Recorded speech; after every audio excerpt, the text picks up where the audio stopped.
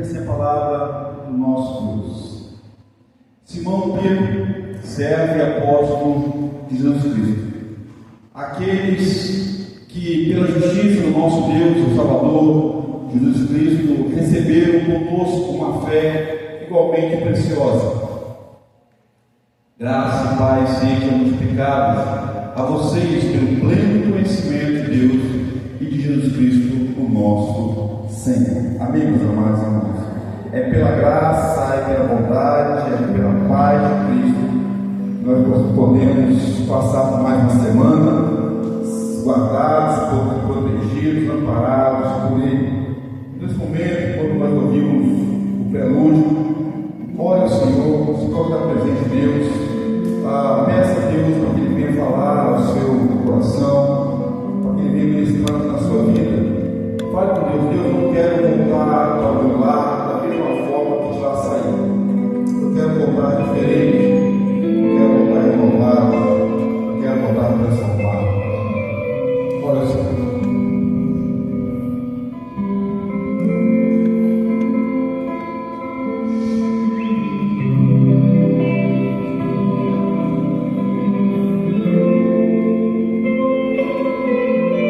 Grande Deus, Pai de amor, Deus de misericórdia, de bondade, Deus de graça, de refrigério, de proteção, de livramento, de provisão.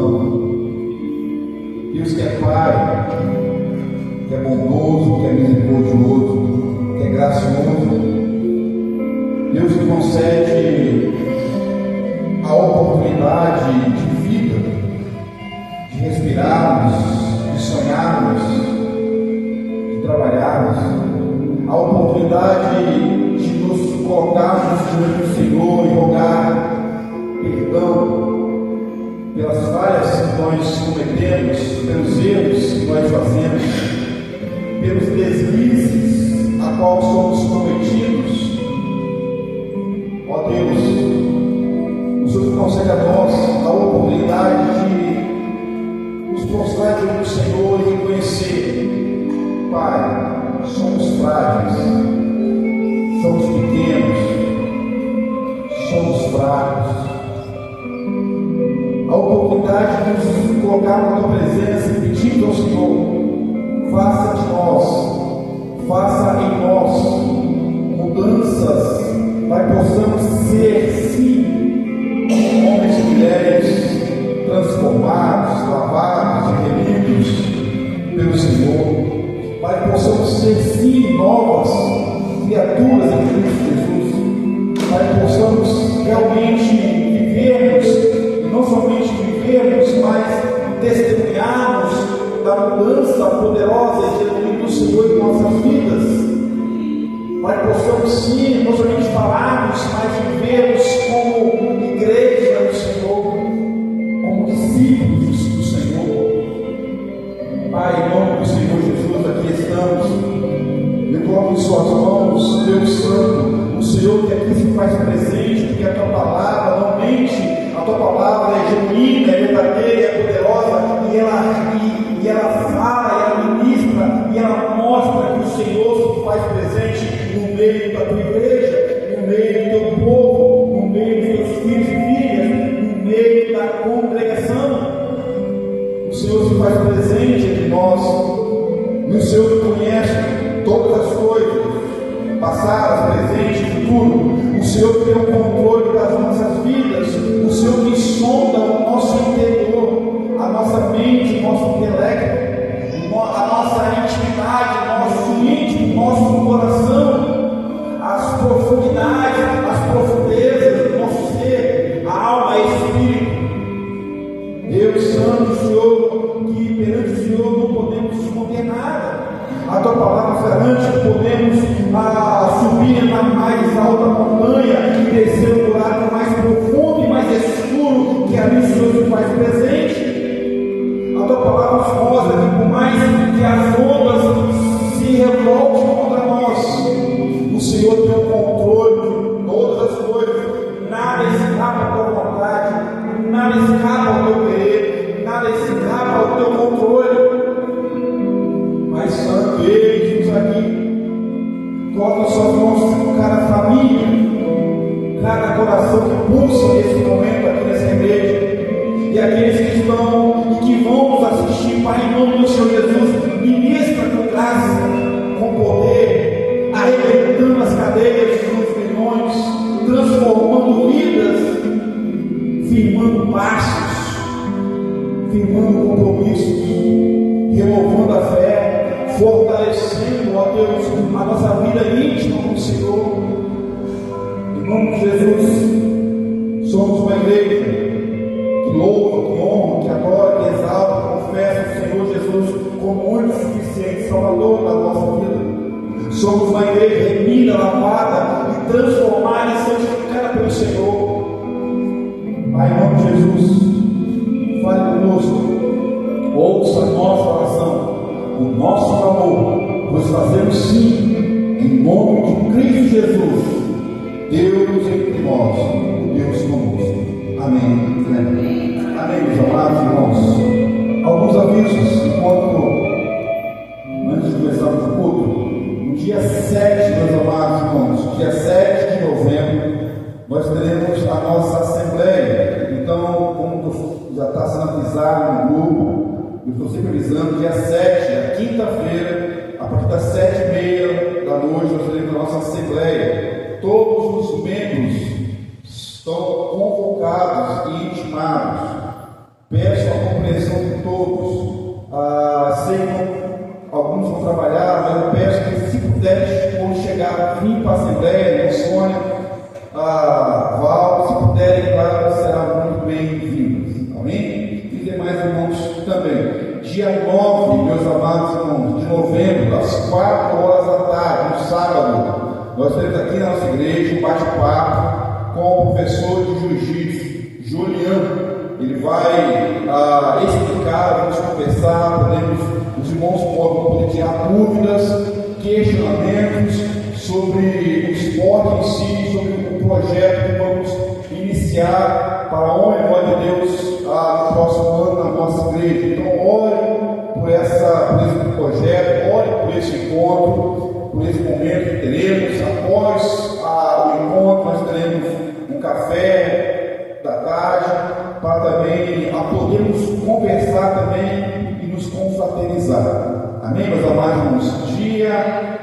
Eu vou pôr no grupo isso a partir de hoje, dia 14 de novembro, é uma quinta-feira, porque dia 15 é sexta-feira, deixa eu só confirmar aqui. Isso, 14 de novembro, é quinta-feira, quinta-feira. Dia 15 é sexta e é feriado. Então, no dia 14 de novembro, nós teremos o culto. E logo depois do culto, iremos dar continuidade, porque teremos uma vigília até a 00:30. Então, grave isso aí. Dia 14 de novembro, uma quinta-feira, teremos o culto. Iremos conversar sobre o estudo de Apocalipse que estamos fazendo.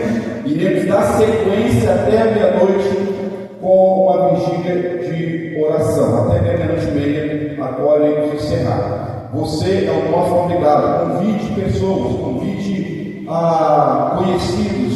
Venham orar ao Senhor, venham buscar o Senhor. Para que essa vigília? Porque nós precisamos orar. E também porque em dezembro nós temos uma programação muito especial, que é o quê? Dia da Bíblia. Que será quando? Segunda semana de dezembro, ou seja, será dia 14, segundo sábado de dezembro. É isso mesmo, segundo sábado de dezembro. Nós teremos o dia da Bíblia, irá começar às 4 horas da tarde. Com louvor, iremos ter mensagem, iremos pegar a tarde, entrar à noite e parar quando Deus assim nos permitir. A rua vai ser fechada, iremos ter barraquinhas e outras coisas, mosaico. Daniel, é isso? Não, a Bíblia é montada ali. É isso, Daniel? Estou falando, hoje é Daniel. Que pula não é mais criança não. Daniel, vai ter alguém que vai tirar aquela foto. Daniel está vendo essas partes já. Então, irmão, vai ter um momento muito especial. A Bíblia, por qual motivo temos que comemorar? Porque tem sido esquecido. Antigamente, quem leu a Bíblia fechava-se rua, fazia um para todas as vezes. Então, isso foi esquecido. E nós, cristãos protestantes, não podemos esquecer do dia mais importante do ano, o dia da Bíblia. A palavra de Deus, da onde podemos ser alimentados espiritualmente por ela, da onde podemos aprender, porque Cristo mesmo falou: aprendei, conhecei a palavra de Deus, buscai a palavra de Deus. Se o Filho do Homem vos libertar, verdadeiramente sereis livres. É pela palavra dele. Precisamos valorizar, precisamos festejar, precisamos comemorar, precisamos cultuar. O culto festivo de gratidão permitido da Bíblia, segundo sábado de dezembro, dia 14. Então a vigília também será para nós orarmos por essa causa. Se der, iremos fazer uma outra vigília mais próxima de dezembro. Orem por essas coisas. Amém, irmãos? Amém. Cristiano.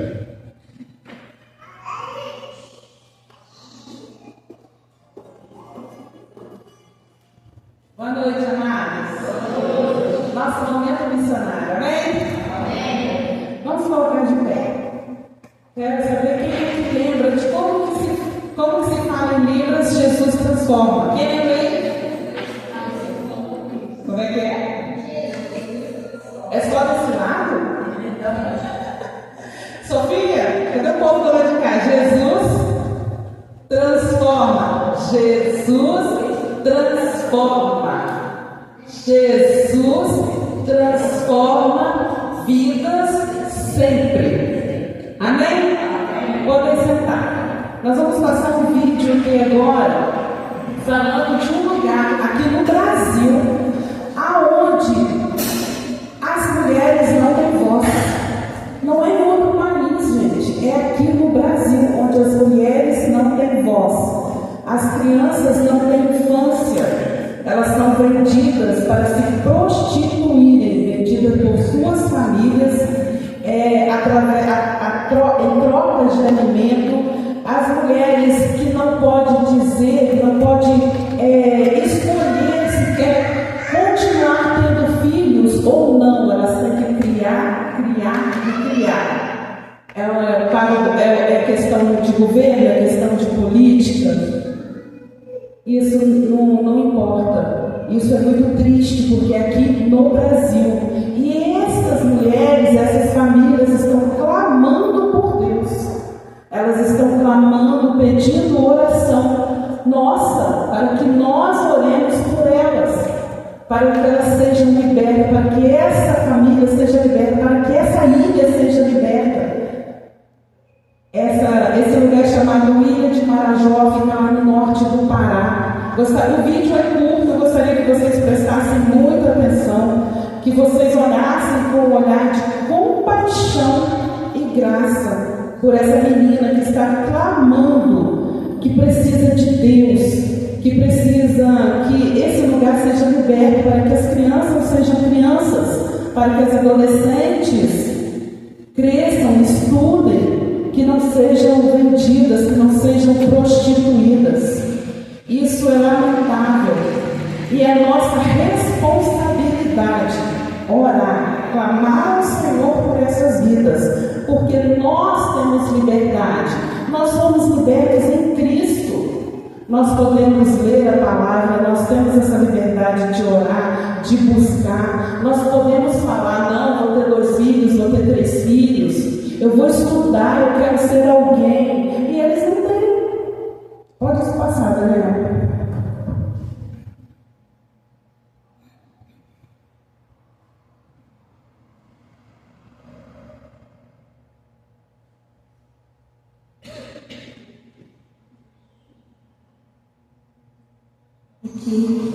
As pessoas que hoje a gente se encontra em rede.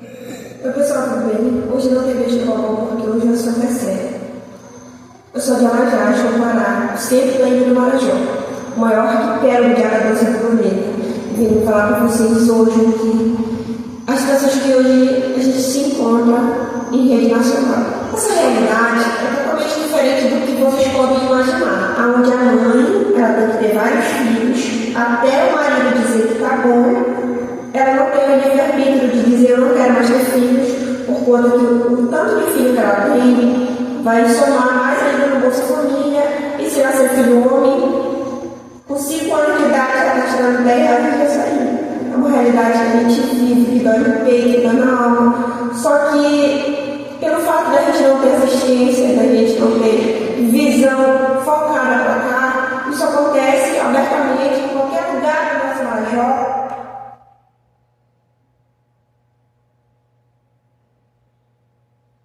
Durante a embarcação e passando, vem crianças pegando mercadoria, vem crianças se prostituir, como fala a música da Inês. Pelo fato da distância ser muito longa e as pessoas não terem muita condição, acontece o tráfico humano. Meninas que engravidam com 11 anos de idade, 9 anos de idade, pais que vendem os filhos a troco de dinheiro. Mas é com crianças que têm sonhos de ser cidadã dessa, não ter escola que alcança essas crianças, e a única realidade que eles vivem ali é tirar essa família inteira, sem nenhuma educação, e com 11 anos de idade a criança já está fumando. Mulheres grávidas com 7 meses de gestação tirando essa aí por pura necessidade. Abuso sexual de pais com filhos, tio, alto índice de crianças abusadas em barcos, crianças que somem dentro do mato e nunca mais aparecem. Vivemos uma realidade muito cruel. Somos esquecidos por políticos, a nossa única esperança é tráfico humano corre a solto. E a gente precisa de socorro. Mas eu só digo uma coisa: a nossa única esperança é Deus. Porque o que a gente vive e o tanto de crueldade e brutalidade humana que a gente vive não é fácil.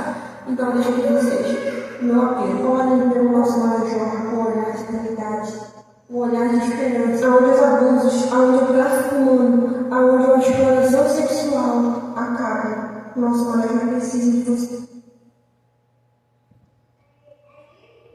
É lamentável, né?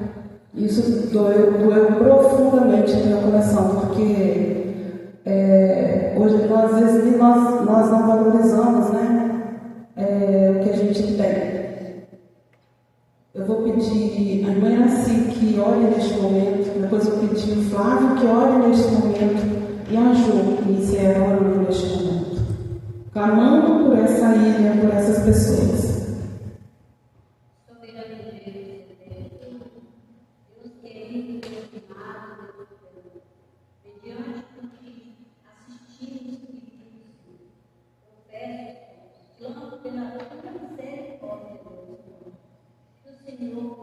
Inclina os teus ouvidos para o clamor daquele povo ali. Que o Senhor venha, Deus, mostrar aqueles governantes, Deus, tocar no coração deles, Deus Senhor, para proteger aquelas crianças, aquelas famílias que se encontram ali, longe de Ti, longe de dar conhecimento, Senhor Deus. Deus amado, ensina-nos, ó Pai, a clamar, a pedir, Pai, com sabedoria, para que o Senhor possa nos ouvir. Mediante tudo isso, Deus, aqui estamos clamando pela Tua misericórdia, pela Tua libertação dos Teus filhos que aqui sofrem, aquelas crianças inocentes, Deus, que não têm como se proteger, Deus. Mas eu creio em Ti, Deus, na Tua misericórdia, no Teu poder, Deus. O Senhor já entrou com providência na vida de cada uma. Pai, liberta, Deus, daquele cativeiro, daquelas cadeias, daquela aflição, Deus. Que o Senhor possa abrir os olhos daqueles governantes, daqueles pais, daquelas pessoas que ali estão mesmo não sabem em levar, Pai, o conhecimento para aquele povo, para que eles entendam, Senhor, o Teu chamado, o Teu poder. Deus amado, desperte em nós, Senhor, cada um de nós, Senhor, que possamos fazer a nossa parte, orando, clamando, levando, Senhor, ao conhecimento que daquele povo precisa neste momento. O Teu povo, Pai, clama por misericórdia, clama, Pai, ali por proteção, Deus, e que nós possamos dobrarmos os nossos joelhos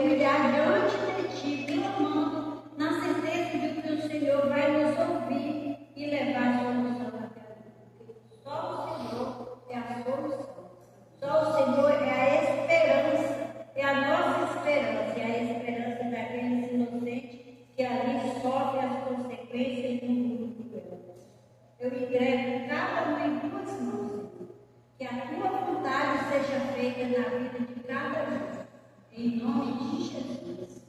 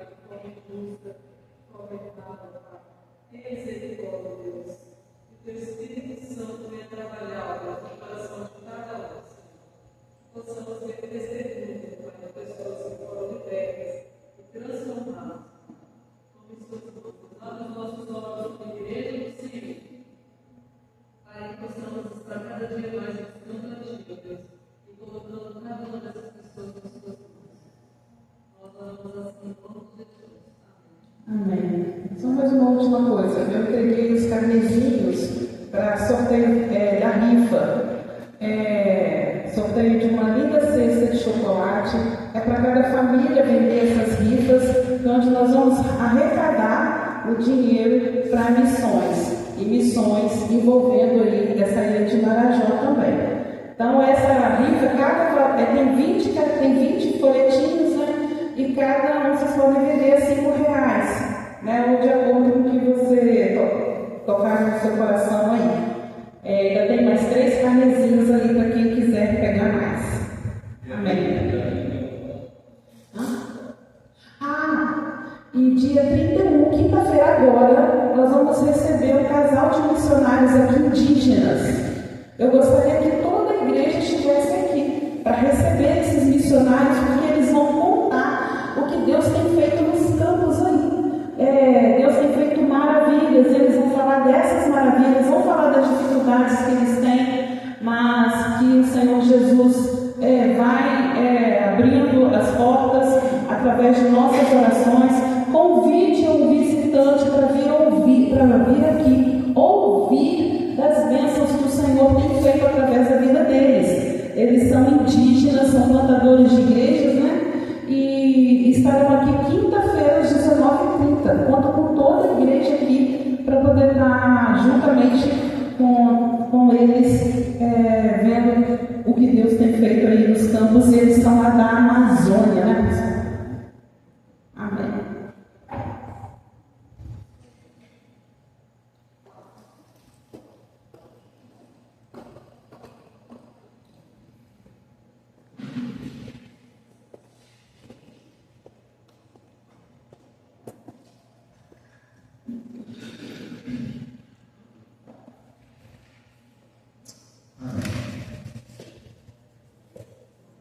Lá em João, capítulo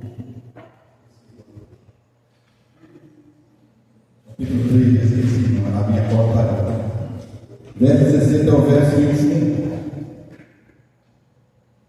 Vê a palavra do nosso Deus, vou contar para cá ali, não é diferente. João 3, verso 17 ao verso 21.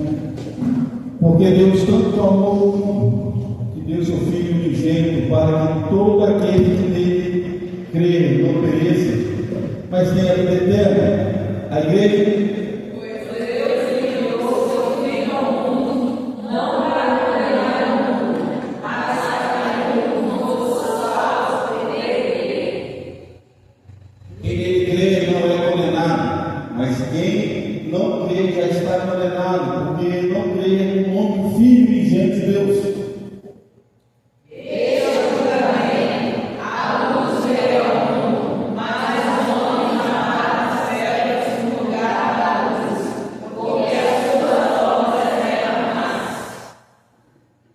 Pois quem pratica o mal odeia a luz e não se aproxima da luz, para que as suas obras sejam manifestas.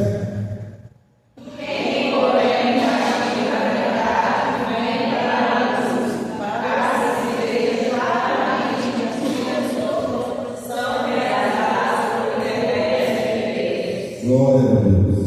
Meus amados irmãos, Deus não lhe salva o homem. Ele tira o homem das trevas, da escuridão, da incerteza, da dúvida. Ele tira o homem das suas mazelas e coloca e dá a oportunidade desse homem de ser renovado, de ser transformado pelo poder de Deus. Às vezes vivemos uma vida como se fosse um sepulcro, como se fosse uma escuridão. Vivemos uma vida sem realmente saber o que é viver. Somente em Cristo podemos ter essa certeza e essa convicção. Essa vida fala sobre isso, aonde Cristo ele tira o homem, tira a mulher da escuridão. Só Ele pode mudar a história dessa ilha de Marajó, coisas que a mídia tem ocultado, coisas que os governantes, os políticos, aqueles que poderiam fazer muitas coisas em prol dessa comunidade, desse local, em prol do Brasil em si, e cruzam os seus braços, porque só conseguem ver o seu umbigo, só conseguem ver interesse próprio. João Alexandre, um poeta, um cantor cristão, ele escreveu uma música, ele fala que tais homens têm corações de pedra, corações brutal, aonde não consegue olhar no espelho, porque se olhar, eles vão ver pedregulho em sua frente. Por esse motivo, praticam a maldade, praticam o que é mal. Infelizmente, vivemos uma época assim. Mas só por isso pode mudar esse contexto. Vida ao sepulcro.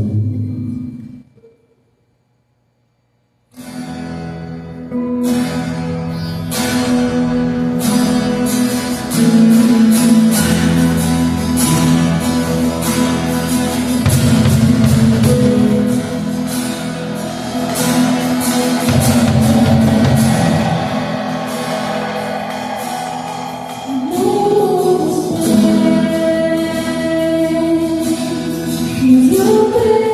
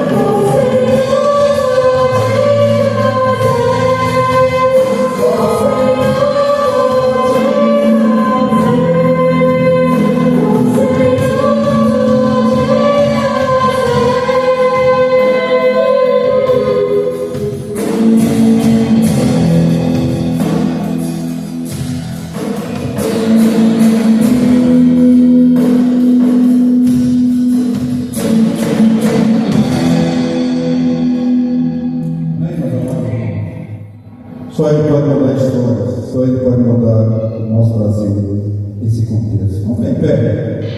Semana passada cantamos uma música, na verdade, semana passada eu só acompanhei, né? Junto cantor. Estamos de pé.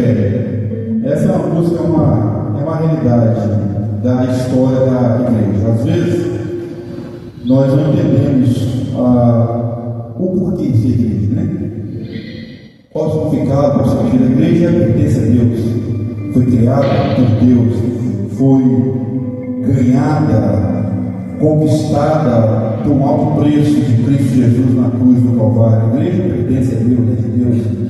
E engraçado que a história, os governantes, os reis, os grandes monarcas da história tentaram de todas as formas destruir a igreja, perseguir cristãos. O Coliseu mesmo foi feito para ofuscar os problemas sociais e políticos da época, e aí deram entretenimento ao povo com as matanças do Coliseu em si. Tem uma fala, né? Pão e circo. Os governantes, os Césares, davam entretenimento com os grandes guerreiros, os grandes gladiadores que matavam pessoas sem experiência nenhuma, e muitos ali eram cristãos, que eram mortos, e aí a população gritava, e aí César pegava pão, dava o treinamento, circo, e ali acontecia orgias sexuais e tal, tudo bem, né? Outro entretenimento que teve, e nós comemoramos, como falei hoje, é o dia das bruxas, né? Onde muitos cristãos eram mortos em fogueiras, perseguidos, e aí muitos cristãos hoje ainda comemoram essas coisas, né? E essa questão fala sobre isso. Podem perseguir a igreja, podem matar cristãos, mas a nossa esperança está lá na eternidade. Os nossos olhos podem se findar aqui, se fechar aqui, as nossas cabeças podem rolar aqui, mas lá na eternidade estaremos com o Senhor, perfeitamente com o Senhor. Amém, irmãos? Estamos de pé.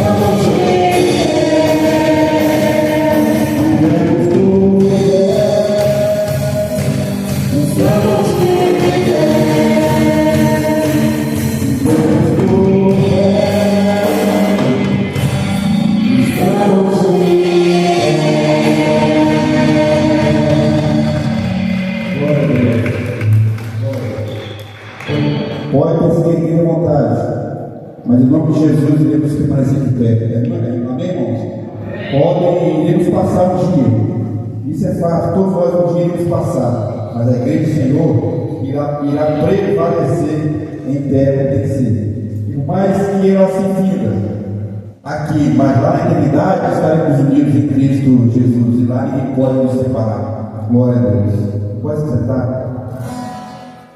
Os meus irmãos também, enquanto essa canção, os irmãos têm a oportunidade também de entregar seus dízimos e ofertas, se assim vieram preparados para adorar a Deus com as suas, além das suas vozes, também com os seus dízimos e ofertas. Clamam a Jesus.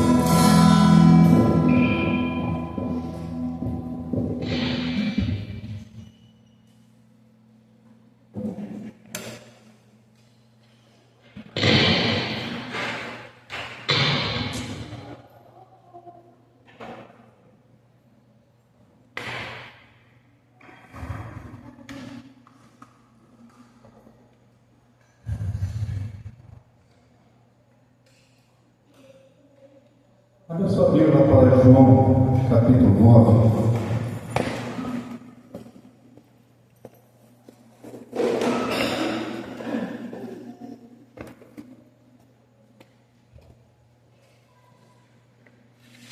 Iremos ver a continuidade do milagre que nós iniciamos na semana passada.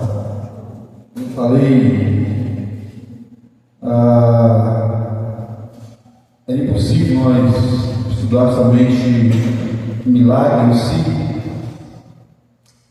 deixarmos os demais textos para trás. O capítulo 9 de João relata o milagre do cego de nascença, a cegueira congênita, onde esse homem nasce com todas as suas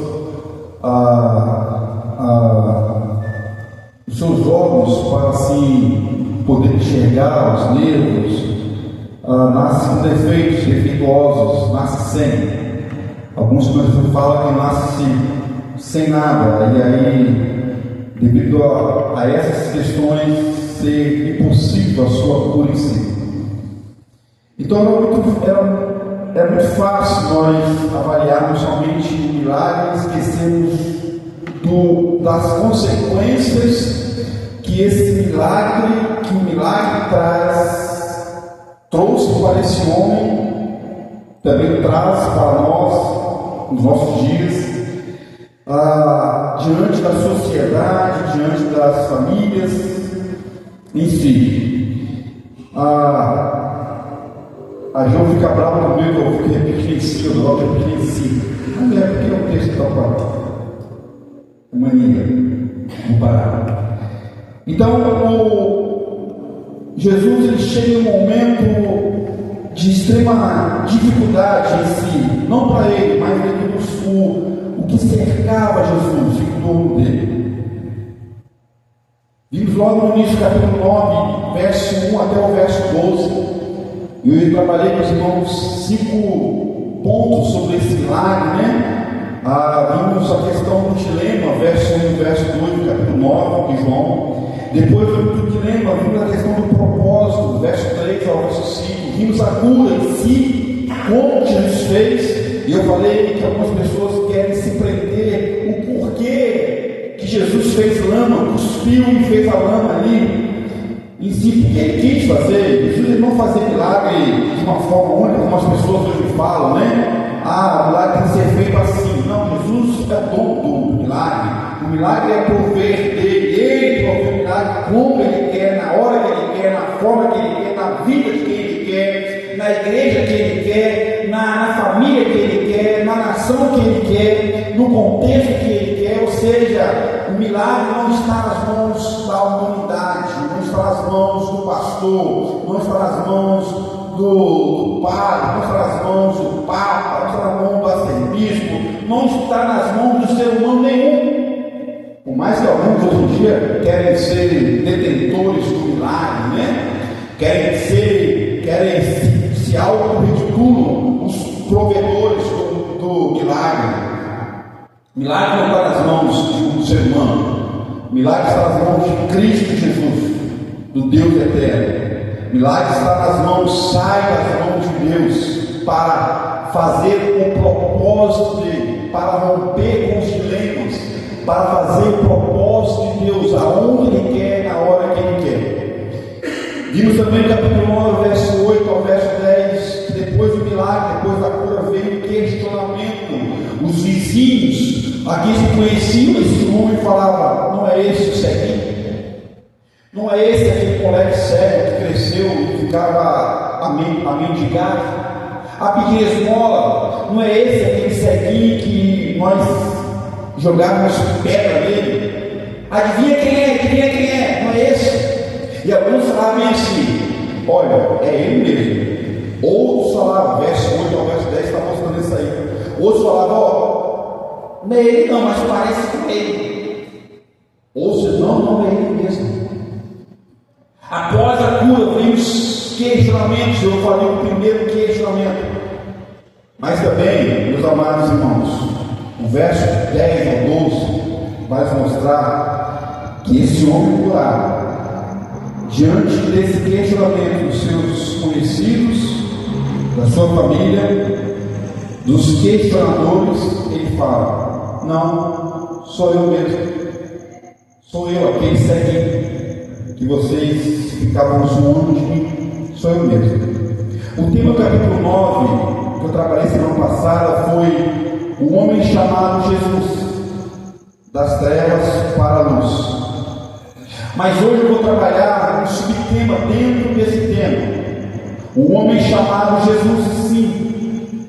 Mas eu quero trabalhar da luz para as trevas, pois os versos que vamos ler hoje, eu peço um pouquinho de calma aos irmãos. E vamos ter um texto um pouco longo, né? Mas eu vou ler de forma muito rápida. Versos 13 ao verso 34. Acompanhe comigo aí, fazendo um favor. Diz bem assim: levaram, pois, aos fariseus, e o que antes fora cego, e era sábado, o dia que Jesus fez no lodo, e lhe abriu os olhos. Então os fariseus, por sua vez, lhes perguntaram: como chegar a ver? Ao que lhes respondeu: aplicou o lodo aos meus olhos.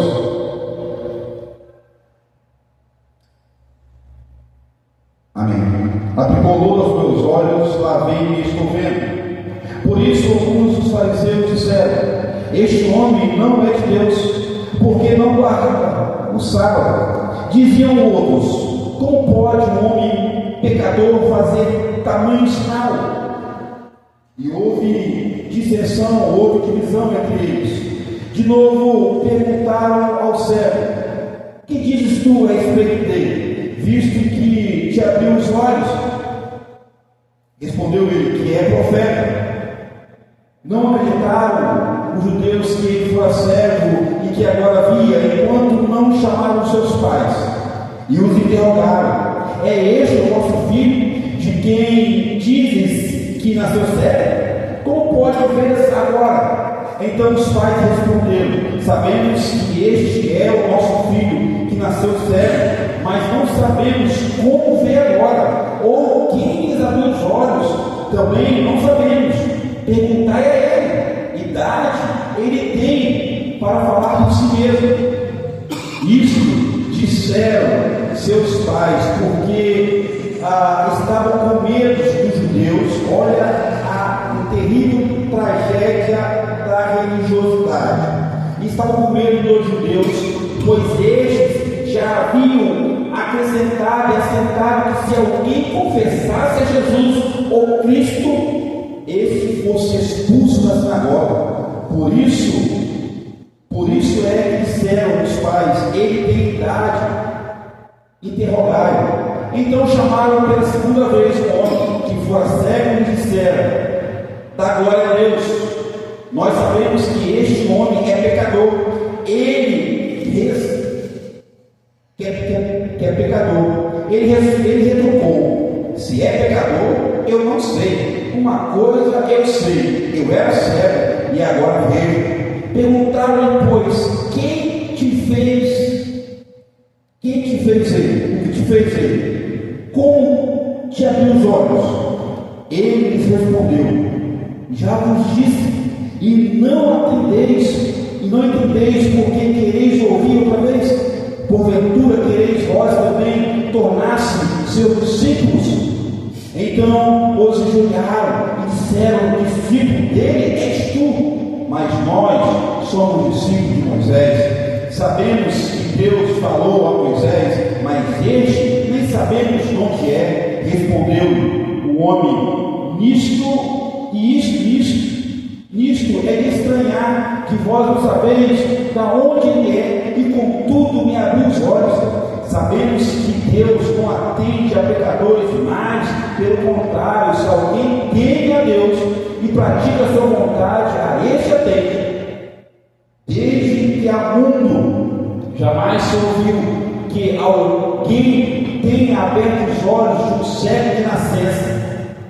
Se este homem não fosse Deus, nada poderia ter feito. Mas eles retrucaram: tu és nascido todo em pecado, e nos ensina a nós e o expulsaram. Vamos orar. Grande Deus, tua palavra é linda demais e poderosa demais, querida, mais uma vez. E botamos em suas mãos, Deus, cada verso, cada bloco, cada contexto. Fale conosco, ministra, com graça e com misericórdia. Oramos em nome de Jesus. Amém. Meus amados irmãos, o texto que acabamos de ler, o texto pouco longo, João capítulo 9, versículo 13 ao versículo 34. Hoje nós iremos ver 5 indagações e 4 respostas desse homem. 5 indagações, 5 questionamentos desses mestres da lei. A gente vai entender hoje que Jesus, um homem chamado Jesus, e a gente vai entender o contexto, o subtema da luz para as trevas. O mundo hoje vive em umas trevas naquilo questão religioso. E aí eu não falo questão de ser cego, não, como esse homem era, não. Estou falando de pessoas que vivem em trevas, pessoas que conseguem enxergar. Cristãos, religiosos, pastores, padres, papas, o que for, no quesito religioso, vivemos trevas. Pessoas que enxergam, não conseguem ver o Cristo provedor, o Cristo santo, o Cristo reto, o Cristo poderoso, o Rei dos reis e Senhor dos senhores, o detentor do milagre em si. Não conseguem entender que a vida fora de Cristo é uma vida cheia de questionamentos, cheia de indagações. A primeira indagação, o primeiro questionamento que irmãos podem ver, verso 13 ao verso 16, não vou ler de novo, mas eu vou destacar algumas coisas. E é interessante que depois os vizinhos, verso 8 em diante, questionam: uai, mas não é isso certo? E uns falam: não é ele, outros falam: não é ele, não, parece que foi, não. Depois desse questionamento, depois do primeiro testemunho que o Senhor me deu, foi eu mesmo, eu fui curado. A família, como era na lei, a lei mandava se alguém fosse curado, levasse aos responsáveis religiosos, aos sacerdotes, para serem verificados, para serem purificados e liberados para viver em comunhão novamente.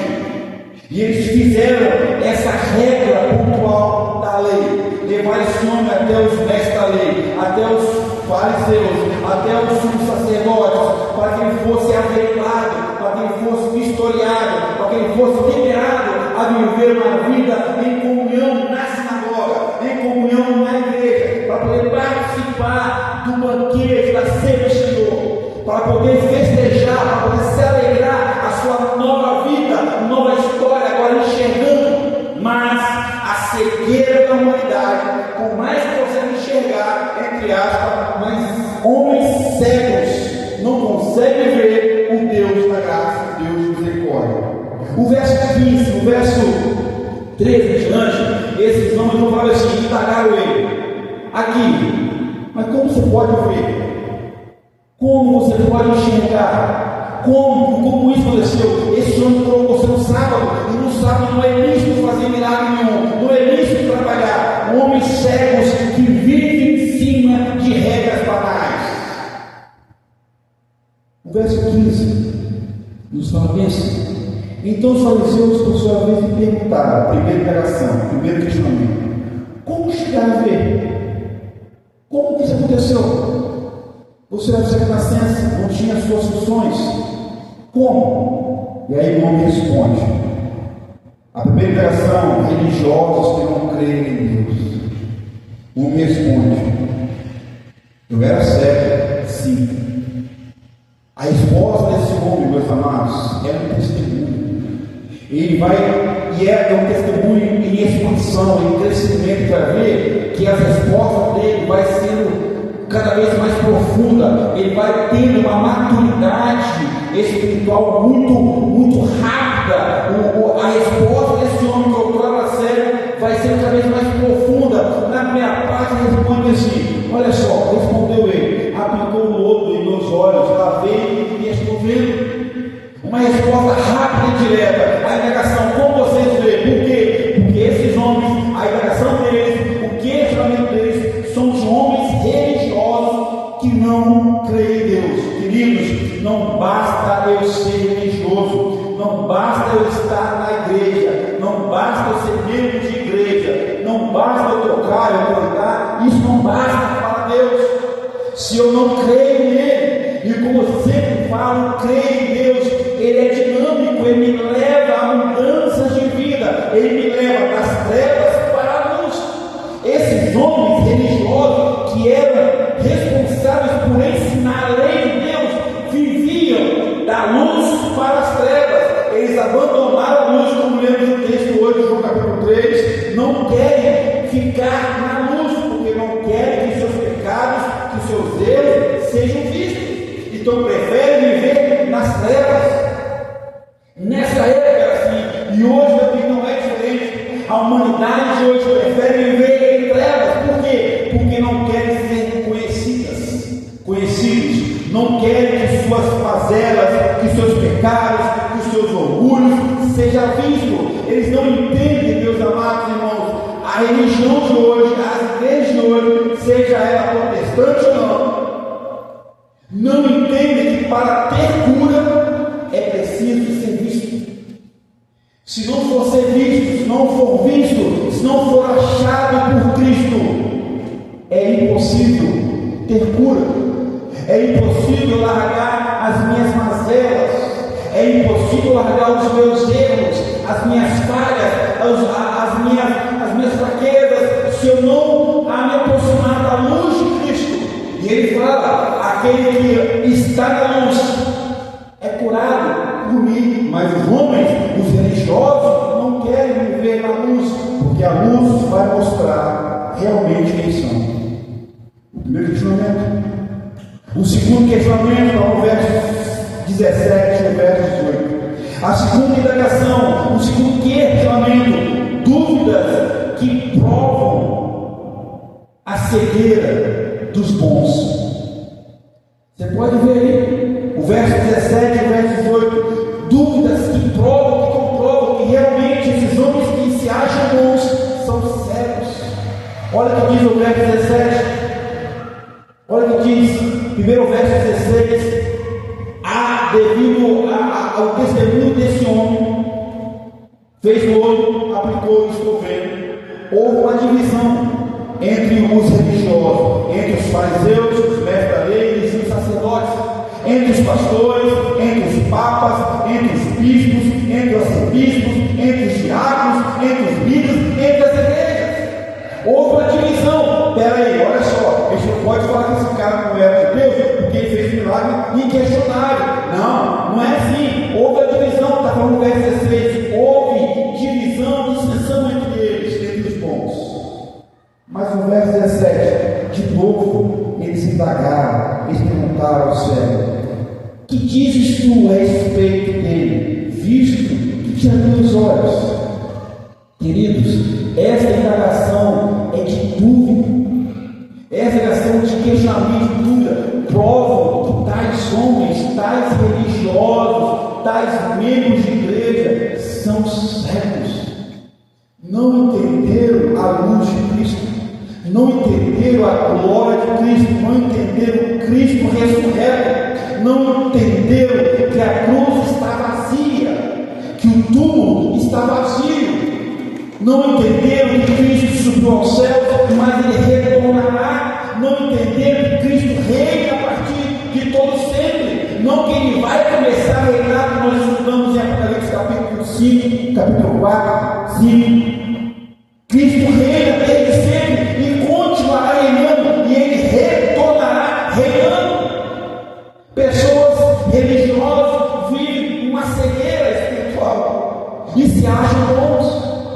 Veja, meus amados irmãos, o verso 17, a parte B, o testemunho desse homem vai crescendo. É uma resposta do testemunho que olhar aí no verso 17.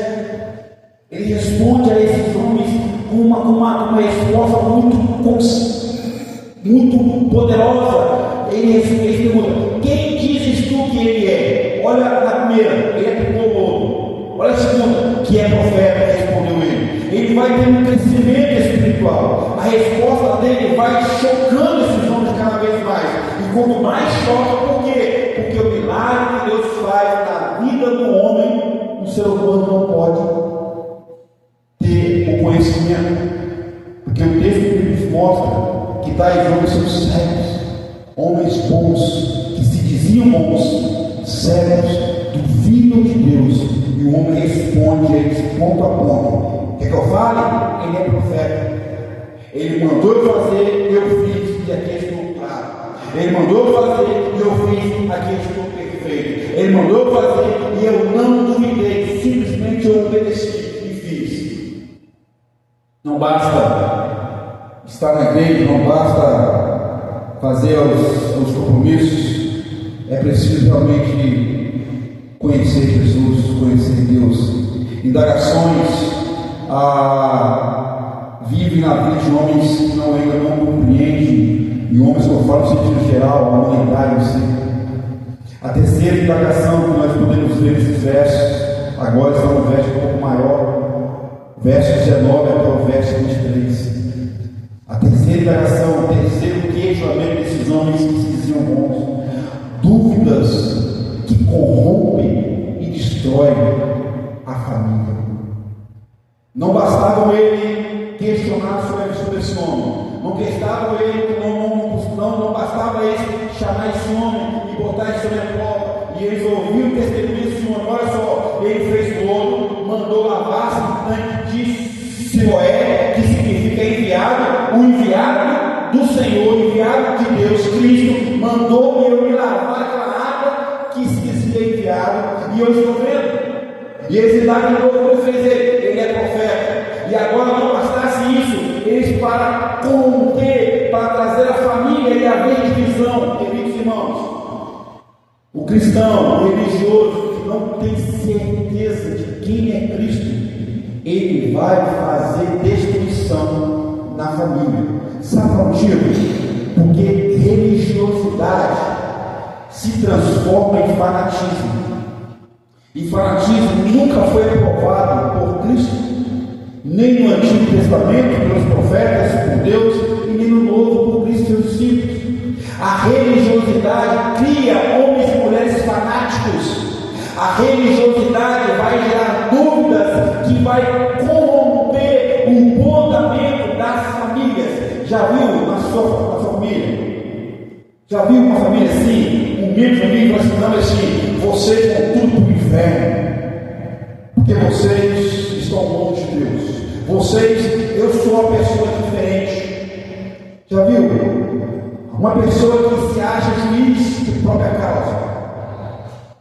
Um cristão em dúvida, um religioso em dúvida, corrompe a família, destrói a família, vai fazer divisão, vai fazer destruição. Religiosidade leva a fanatismo, cristianismo leva amor, a graça, a misericórdia, o arrependimento, a Cristo Jesus no centro da minha vida.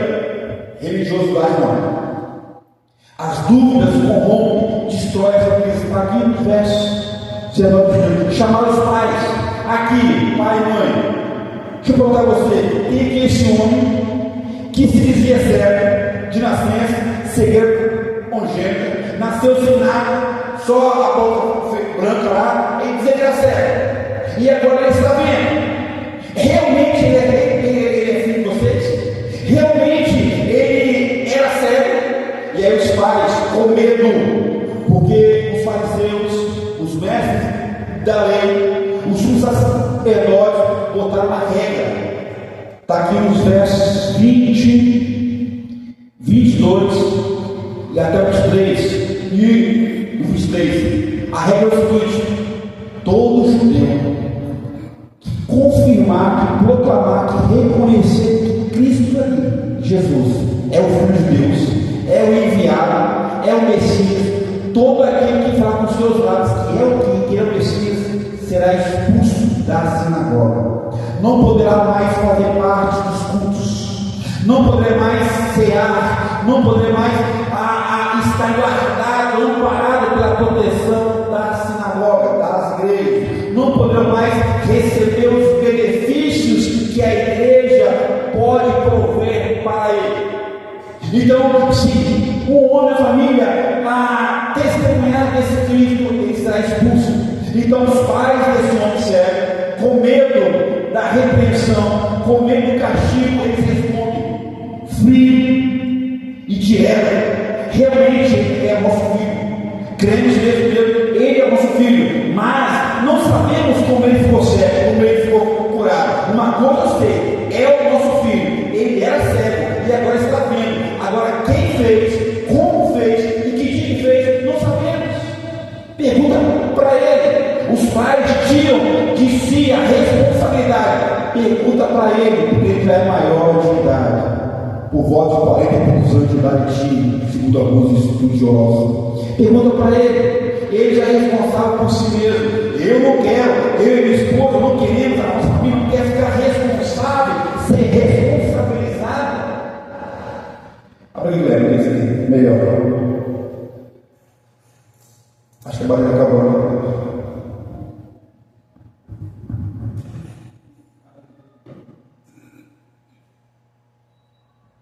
Eles não querem ser responsabilizados por esse milagre. Não queremos. Pergunta para ele, queridos. É por esse motivo que Jesus, ele sempre cobrava dos seus discípulos: olha, veja como eu amo, veja como eu falo, veja como eu vivo, seja meus discípulos, seja meus imitadores, faça o que eu faço, fala como eu falo, ame como eu amo, perdoe como eu perdoo, viva assim.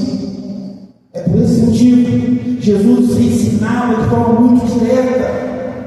E parece que hoje em dia as igrejas estão esquecendo, os cristãos estão esquecendo. E aí começam a surgir dúvidas que vão corrompendo e destruindo as famílias. Respostas diretas, frias, devido a ameaças desses homens. Eles interrogaram os pais: para quê? Para haver divisão, para romper com a unidade da família. Eles não se preocuparam com o bem-estar da família. Eles não se preocuparam como ele aconteceu em tratar, não. Eles se preocuparam em ter um respaldo para provar que Cristo Jesus não é Deus. Indagações trívias, erradas, frias, corrompem a família. Mas Cristo mostra o poderio dele mais uma vez. A quarta indagação está no verso 24 e 25. A quarta indagação, o quarto questionamento: boa visão,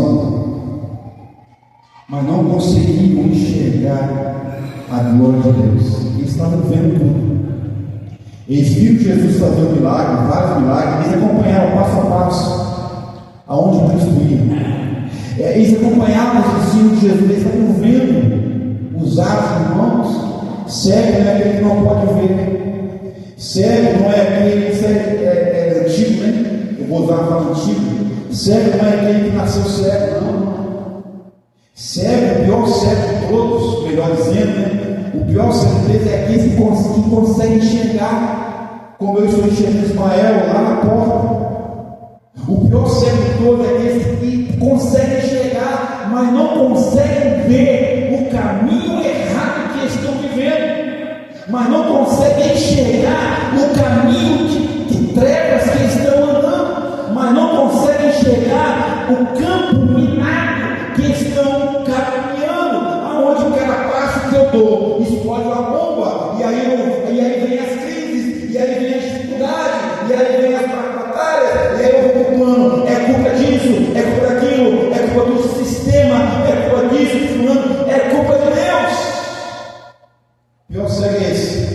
Eu estou vendo tudo, sem óculos, com óculos ou sem óculos.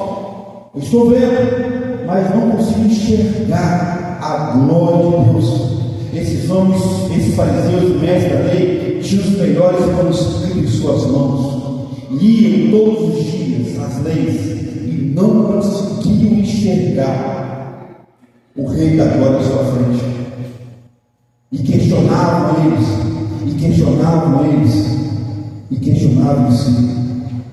Que triste realidade. Lá em 2 Coríntios, capítulo 14, meus amados irmãos, capítulo 2, versículo 14, vai falar que os homens natural não conseguem enxergar as coisas de Deus, não conseguem enxergar as coisas do Espírito, não conseguem enxergar as coisas que é proveniente do milagre, do mover de Deus. Eles, os homens naturais, falam de coisas que eles não sabem. Eles falavam de uma lei que eles não viviam. Eles falavam de um Deus que eles não conheciam. Eles falavam de uma transformação que eles não tinham. Eles falavam de um milagre que eles não exerciam. Eles falavam de um caminho de eternidade que eles não conheciam. Eles falavam de um Cristo que eles não entendiam. Eles falavam de uma cruz vazia que eles mesmos tinham certeza. Eles esperavam o Messias, e muitos judeus até hoje esperam pela vida do Messias, não sabendo eles que o Messias já veio, o Messias já morreu, o Messias já ressuscitou, o Messias já rasgou o véu, o Messias já subiu ao céu, e o Messias voltará para levar a igreja.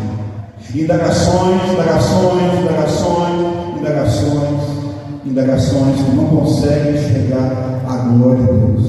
O verso 25, você pode ler sua Bíblia, ele vai relatar a terceira resposta desse homem.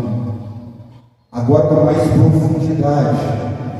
O homem que foi curado, ele traz um testemunho agora profundo, afirmando e com convicção quem Jesus é, quem era ele, o homem cego, desprezado, abandonado, e Cristo restaura esse homem e dá a oportunidade de vida, de ver, de enxergar, de viver, de presenciar, de festejar, de pular, de dançar. E esse homem, na sua primeira tarefa que ele tem, é de testemunhar. Eu fui curado, fez do ponto final. Quem é ele? O profeta. Como ele fez? Ele fez assim dessa forma. Vocês não querem crer? Uma resposta de um testemunho afirmando, um testemunho poderosíssimo, uma convicção. Será que nós temos realmente essa convicção que esse homem teve? Ele retrucou, olha o verso 24. Então chamaram pela segunda vez o homem que fora cego e disseram: dai glória a Deus. Olha só, não confia nesse Cristo que fez milagre, mas glorifica a Deus. Por qual motivo? Porque esse Cristo que fez milagre em você, sabemos que esse homem é pecador. Sabemos que esse homem é pecador. E lá na frente, esses homens vão falar que Cristo faz milagre pelo poder de Belial, pelo poder de Satanás. É a mesma expressão que usa aqui. Esse homem é pecador. Dá glória a Deus, porque foi Deus que te curou. Claro, Cristo é Deus. Sempre foi Deus, sempre continua sendo Deus. Agora, olha a resposta desse homem. Se ele é pecador, eu não sei. Uma coisa eu sei, eu era cego. E agora eu posso ouvir. Vocês falam que ele é pecador. Se ele é, eu não enxergava antes. Não vi esse homem pecar. Não vi os erros que ele fez. Não vi os erros que vocês falam que está cometendo. Mas uma coisa eu sei. Ele fez lodo, cuspiu, mexeu, fez o barrinho, botou os meus olhos, mandou lavar e eu estou enxergando. Isso me basta. Isso me cabe. Isso eu respondo. Homens bons, esses diziam bons, não conseguem enxergar a glória de Deus, não vale de nada. A quinta é a minha indagação. E a quarta resposta desse homem. A quinta é a minha indagação, meus amados. A loucura do homem, a loucura da humanidade, a loucura da mulher, a loucura do jovem, a loucura da adolescência, a loucura do pai, da mãe, a loucura da religião, a loucura da igreja. Sem Deus, que vive sem Deus. A loucura de um país que vive longe de Deus. A loucura de uma nação que vive longe de Deus. Verso 6. Dúvidas sobre dúvidas fazem parte da vida deles. Você pode olhar aí. Agora eles estão furiosos com essa resposta. Começa a pressionar ainda mais eles.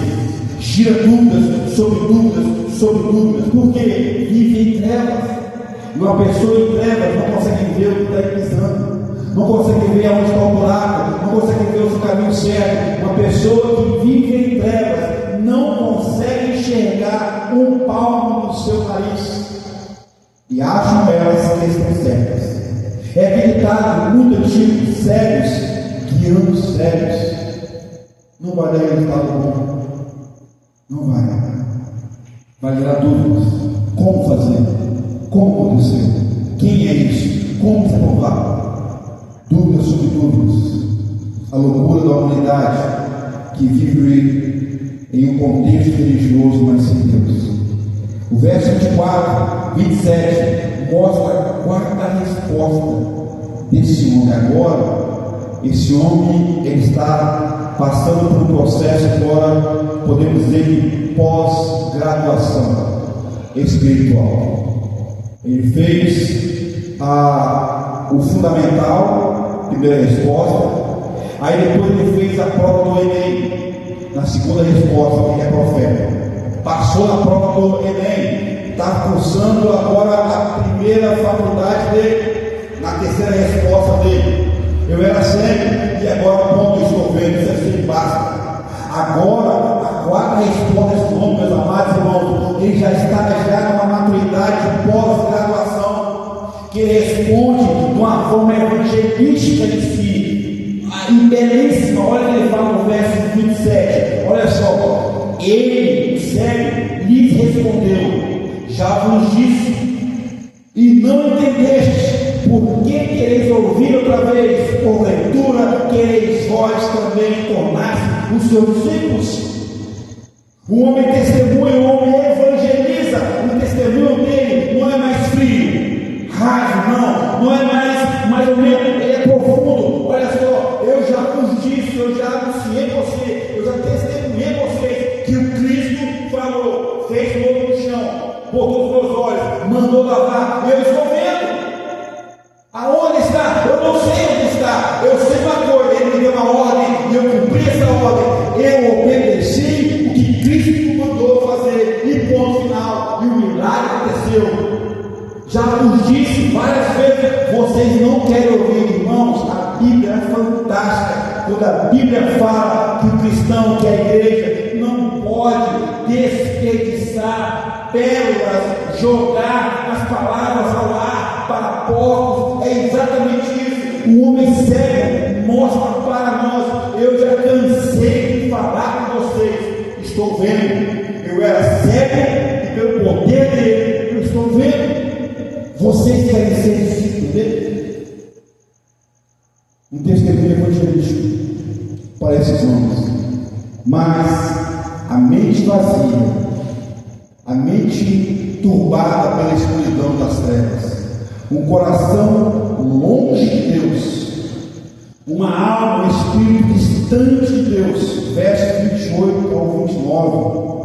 Homens vazios de Deus, cheios de conhecimentos da lei, cheios, com as suas roupas, com as suas vestes bonitas, aonde passavam perante a sociedade, e muitos reverenciavam eles, porque achavam que eles eram santos, achavam que eles eram bons.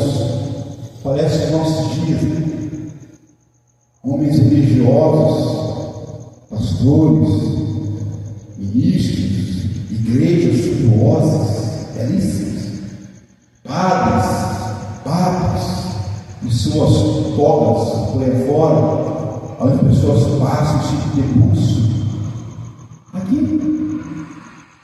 vazio de Deus, vazio de esperança, que andam em corda bamba, dia após dia, aonde embaixo daquela bomba tem cheio de espinhos, ou tubarões e demônios inesperados. Vazio de Deus, a cegueira da luz para as trevas, é o que a humanidade vive hoje em dia, infelizmente. O verso 30 ao 33, agora é a quinta resposta desse homem. Ele já não está mais na pós-graduação, não. Esse homem agora está fazendo doutorado, ele já em 3 instâncias já. Esse homem agora, meus amados, já está se graduando em doutorado, porque a resposta dele, no verso 30, eu vou terminar com esses versos, ao 33, ele dá uma pancada nesses homens, que eles ficam tontos. É aquela pessoa que tomou um soco, abriu um par de bola, né? Não sei se já teve ou vai ter a luta do Mike Tyson agora com aquele YouTube da vida aí. Esse YouTube da vida aí, ele vai tomar um soco do Mike Tyson, que ele vai sair bromeando. Já teve, né? Vai ter, ele vai sair bromeando, não vai aguentar o tranco. Fecha parênteses. Esses fariseus, mesma coisa. Olha o murro que esse homem deu nesses homens na resposta. Observe comigo, eu vou terminar aqui. Respondeu ele, o homem: nisto é de estranhar que vocês não sabem de onde ele é. É de estranhar. O que quer dizer? Que vocês enxergam. Vocês podiam enxergar o ponto a ponto onde ele é, de onde ele vem, quem é, a família dele. Vocês não conseguem entender. Vocês não sabem de onde ele é. É de estranhar. Eu sim que sou cego, que era cego, mas agora veio, mas você estranhar. Olha como é que você me responde aí. Olha o doutorado espiritual que esse homem vivia. Estava já crescendo já. Continuando o verso. Não sabeis de onde ele é, e contudo, ele me abriu os olhos. Verso 31. Sabemos sim, olha como é que esse homem, meus amados, se espantou. Sabemos sim que Deus não atende a pecadores, mas pelo contrário, se alguém teme a Deus e pratica a vontade de Deus, sabemos que Cristo cansou de falar: o que me cabe é fazer a vontade de Deus, o que me cabe é fazer a vontade do meu Pai, o que me cabe é obedecer a ordem do meu Pai, o que me cabe é fazer o propósito do meu Pai, o que me cabe é cumprir a missão do meu Pai que eu vou fazer. Olha o que ele fala: praticar a vontade. A este homem ele atende. Verso 32. Desde que há mundo, na lei, no Antigo Testamento, não se ouviu falar, desde que há mundo, jamais se ouviu dizer que alguém tenha aberto os olhos de um cego de nascença. Nunca se ouviu falar. No Antigo Testamento não tem um milagre desse. A lei não tinha isso. E Cristo faz esse milagre. E esses homens se escandalizam por serem sábios. Este homem, se este homem não fosse de Deus, o tema aqui é: se este homem não fosse Deus, nada poderia ter feito. Nada. A resposta desse homem, meus amados irmãos, quinta resposta desse homem, um testemunho poderoso que revela o milagre de uma nova vida em Cristo Jesus, uma vida em crescimento espiritual. A nova vida em Cristo tem que prover isso no homem: um amadurecimento, um crescimento espiritual, um crescimento de vida em si. Não vida de prosperidade, não, mas uma vida de intimidade com Deus. O verso 34, esses homens mostram a triste realidade de viver longe de Deus. Das luzes para as trevas é o que eles estão vivendo. E infelizmente, o Brasil, as igrejas de hoje, os religiosos de hoje, a humanidade hoje vive da luz para as trevas, porque não querem ser curados, não querem conhecer Jesus, não querem conhecer a Bíblia, não querem ser perdoados, não querem ser repreendidos, não querem ser imprensados, questionados, não querem confessar os seus pecados. E aí entra o verso 34, a triste realidade de viver longe de Deus, longe de Cristo Jesus. O verso primeiro é assim: e expulsaram ele da sinagoga. Sabe o que significa isso? A partir desse momento, Esse homem que outrora vivia expulso da sociedade por ser cego, agora esse homem enxergando é expulso da sinagoga e do meio religioso em si da sua época por enxergar e testemunhar quem fez ele enxergar. Ele foi expulso da casa de Deus por aqueles que se achavam bons demais. É assim que muitas vezes, é assim que a religião faz, é assim que muitos religiosos fazem com homens e mulheres. Vão cair no mesmo dilema, na mesma sentença que está lá em Mateus capítulo 6 e 7.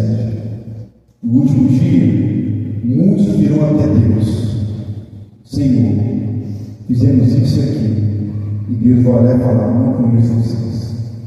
Por quê? Preferiram viver da luz para as trevas.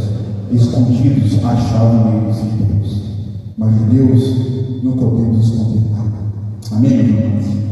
Que você hoje entenda que você precisamos realmente largar as dúvidas, os questionamentos, as trevas e viver aos pés de Cristo, na luz de Cristo, e viver como esse homem viveu a partir do momento. Semana que vem a gente vai terminar o verso 9 e vamos ver como Cristo agora restitui, traz de volta esse homem à sua sociedade e faz dele os seus seguidores, os seus servos.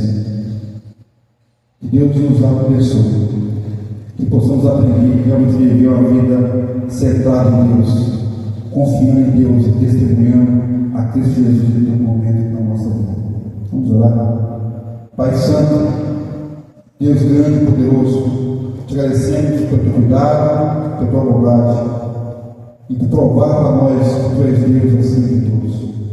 Mesmo diante de tantas indagações e questionamentos de homens religiosos, o Senhor, ó Deus, nos concede força e graça e misericórdia para testemunharmos do mover do Senhor em nossas vidas.